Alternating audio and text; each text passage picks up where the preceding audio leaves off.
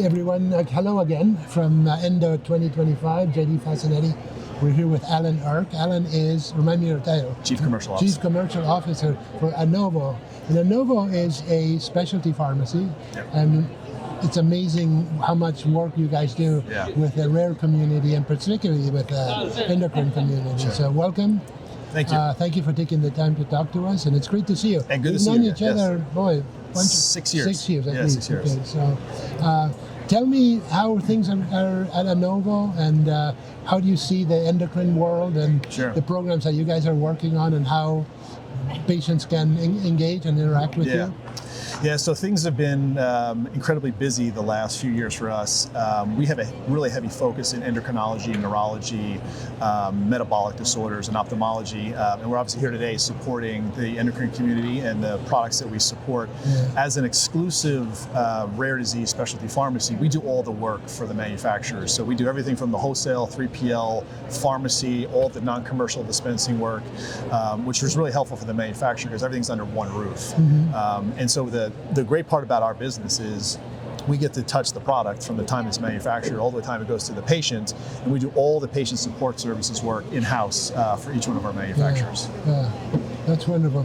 How do you see the development of the endocrine world? It's so interesting. We were talking earlier, with Jill Cisco, that I know you work with, about the last 20 years and where we've come in 20 years, and very exciting things in the future. What's your perspective on all of that? So I think the direction we're going in, everything is really hyper-focused on how do you maximize the patient journey, their experience, and then how do you get that data back to the people who need it to use it in the right ways, right? And with the evolution of AI, we've really started to incorporate a lot of AI software and technology into understanding how do we optimize that patient journey. So, and all of this comes in the form of feedback to our internal teams who manage the programs, but also to our manufacturers who can then put resources in specific places where they may have a risk of service interruption or disruption.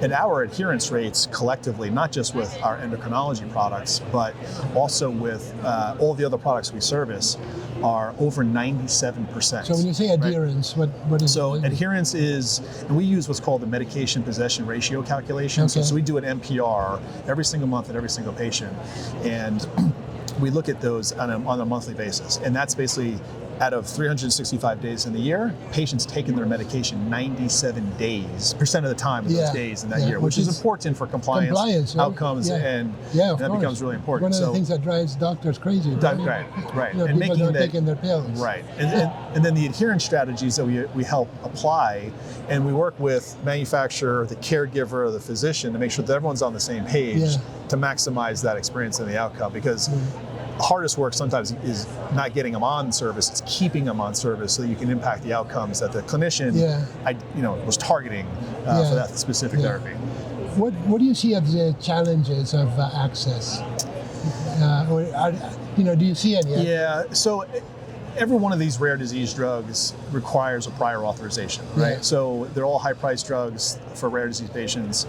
I think the biggest challenge is being able to get from an insurance standpoint, things turned around timely enough so you reinforce the behavior that the patient and the physician had going into this, so they start therapy quite timely. So that's one of the biggest challenges always, and that's, you have to have all the parties participating, right? You have to have it takes a village. Takes a village, right? Takes a village. We talk about that all the time. And then it's getting them on, and then the adherence strategies and how we build dedicated teams around the patient's ecosystem to make sure that they stay on therapy.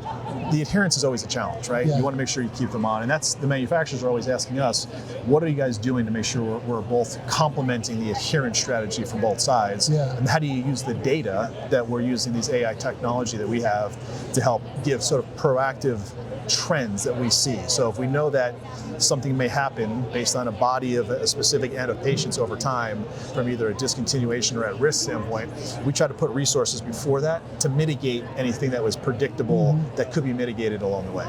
It's very interesting. Do you ever see the prior authorization issues changing or being modified? That's a tough question, I know. I don't see anything changing soon. I don't think anything changing soon.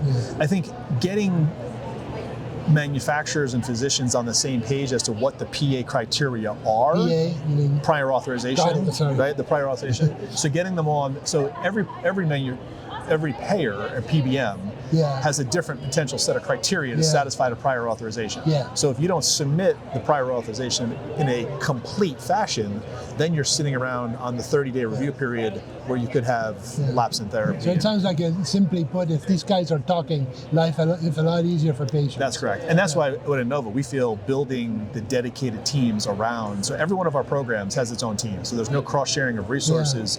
They get to know patient, caregiver, physician, and really makes them sort of part of that ecosystem. Great. Well, Alan, thank you so much for joining. I know you're busy, so I'm gonna let you go. Great. I appreciate it. Enjoy the rest of the conference. Thank you. Thanks, Shane. Thank you. Thanks, everyone. Thank you.